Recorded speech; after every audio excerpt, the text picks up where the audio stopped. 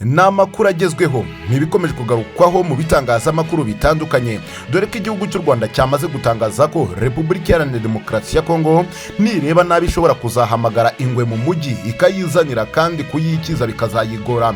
Bakomeje kugaragaza ko nk'intwaro zihari, imyiteguro yarimbanije, ndetse kandi ngo nta na rimwe bazigera batinya kujya mu rugamba ku muntu wese uzifuza kubagabaho ibitero.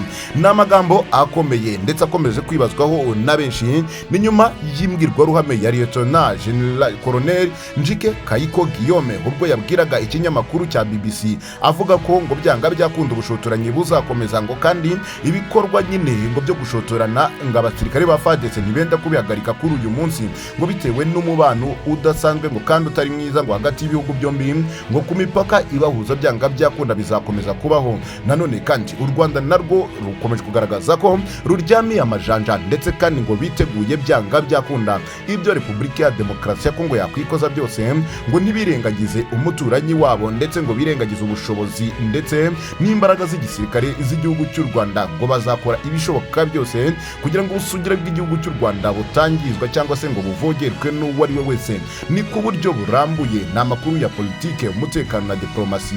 Niba rugambira ubanye natwe rebe hepfo video maze kandi subscribe tuye turushaho kubana umunsi ku munsi, ituguhaye ikaze ku buryo burambuye. U Rwanda bagize ati intwaro zirahari, bongeye kuburira Repubulika Iharanira Demokarasi ya Kongo ku bushotoranyi budasanzwe bakomeje gukora. Umuvugizi wungirije wa guverinoma y'u Rwanda Mukurarinda Alain yavuze ko nubwo Repubulika Iharanira Demokarasi ya Kongo ikomeje ubushotoranyi bitaragera ku rwego rwo kuba u Rwanda rwahangana n'icyo gihugu mu buryo bweruye. Nibyo yatangaje nyuma y'aho ingabo za Kongo FARDC zikomeje ibikorwa by'ubushotoranyi ku Rwanda, kuko kuwa gatanu umusirikare wazo yarasiwe ku butaka bw'u Rwanda i Rubavu nyuma yo kwinjira arasa ku ngabo z'u Rwanda zicunga umutekano ku mupaka. Kuwa gatandatu ubwo hakorwaga igenzura ku byabereye ndetse no ku byabaye bigizwemo uruhare n'itsinda rishinzwe kugenzura ibibera ku mipaka EGVM, abaturage ba Repubulika ya Demokarasi ya Kongo bateye amabuye mu Rwanda, biba ngombwa ko ingabo zarwo zirasa hejuru. Muri rusange ibikorwa by'abasirikare barasa ku butaka bw'u Rwanda bagerageza kwambuka bakinjira mu gihugu barasa ku butaka butagira nyirabwo bimaze kuba inshuro eshatu. Ni mu gihe indege za FARDC zivogera ikirere cy'u Rwanda zimaze kubikora inshuro eshatu. Mbere kandi abasirikare ba Kongo bafatanyije n'umutwe w'iterabwoba wa FDLR bateye ibisasu mu Rwanda, by'umwihariko hari byatewe mu bice by'akarere ka Musanze mu bihe bitandukanye umwaka ushize. Mukurarinda Alain kuri iki cyumweru tariki ya 5 rero Werurwe 2023 yavuze ko ibikorwa by'abasirikare ba Kongo usanga ahanini bisemburwa n'imvugo cyangwa imyitwarire y'abayobozi b'icyo gihugu. Ati umuntu ashobora kubifata mu buryo bubiri: hari ubushotoranyi, ariko iyo usesenguye inshuro bimaze kuba, hari n'imvugo z'abayobozi ba Kongo bikomeje ndetse kandi bakomeza kuvuga, bakomeza gukoresha, zituma bamwe mu basirikare bashyira mu bikorwa ibyo bumvise muri izo mvugo ndetse n'imbwirwaruhame ku buryo burambuye.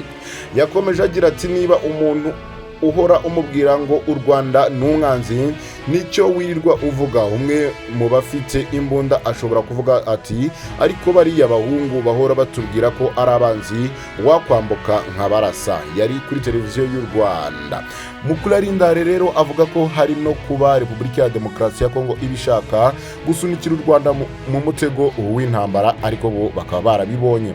Avuga ko mu mpera z'iki cyumweru ibyabaye bitandukanye n'ibyari bisanzwe, kubera ko habayeho kurasana hagati y'impande zombi, ariko bidakwiye gukura umutima abaturage. Ati icyiza kirimo nuko nta muntu wacu waba warahaguye cyangwa ngo ahakomerekere, kandi bishimangirwa n'itangazo riherutse gusohoka rivuga ko umutekano w'u Rwanda urinzwe, inkiko z'u Rwanda zirarinzwe, ndetse n'abaturage b'u Rwanda bararinzwe.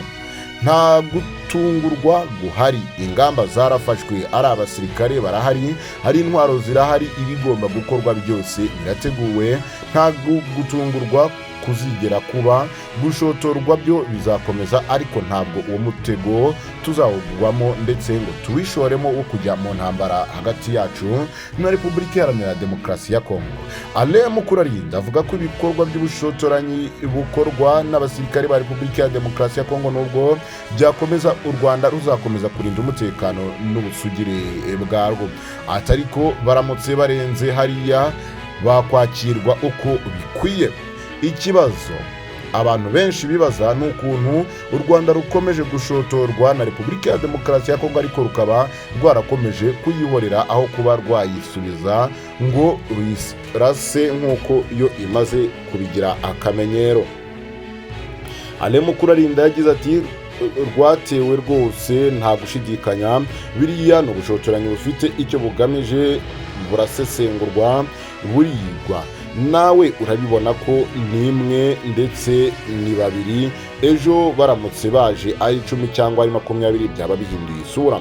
U Rwanda na Repubulika ya Demokarasi ya Kongo bimaze iminsi birebana y'ingwe nyuma yaho umutwe wa M23 waburiwe ndetse wuburiye imirwano n'ingabo z'iki gihugu mu mpera za 2021.